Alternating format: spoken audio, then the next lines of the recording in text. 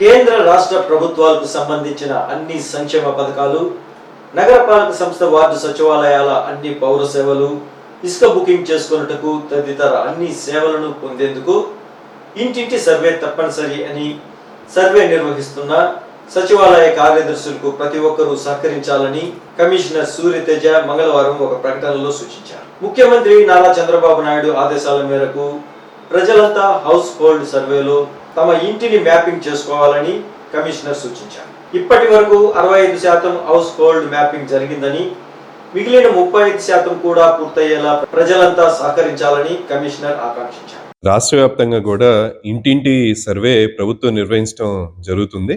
దీంట్లో భాగంగా ప్రతి ఒక్క ఇంటిలో ఉంటున్న మన వ్యక్తుల సమాచారం కానీ వివిధ క్వశ్చన్స్ అవి కూడా ఫిల్ చేయడం జరుగుతుంది.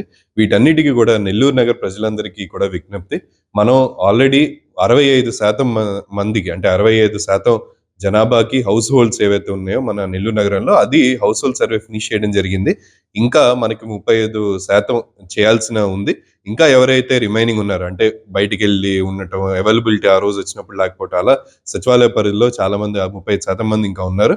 వాళ్ళందరికీ కూడా విజ్ఞప్తి, సచివాలయం సిబ్బందితో ఈ హౌస్ హోల్డ్ సర్వే ఏదైతే మీ దగ్గరికి వస్తున్నారో వాళ్ళకి సహకరించి ఆ డేటాని వాళ్ళకి ఇవ్వటం, అది ఫిల్ చేయటం, చాలా తక్కువ టైంలో అయిపోయే సర్వేని అది ఫిల్ చేస్తే దీనివల్ల చాలా మందికి క్వశ్చన్ ఉండొచ్చు, ఎందుకు ఈ సర్వే చేస్తున్నారు గవర్నమెంట్ అనేది.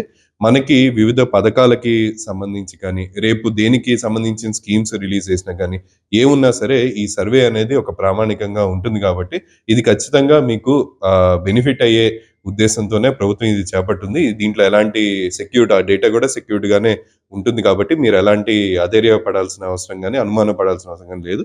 ఇంటి సర్వే ఏదైతే జరుగుతుందో సచివాలయ సిబ్బంది అందరికీ సహకరించాలని కోరుకుంటున్నాం.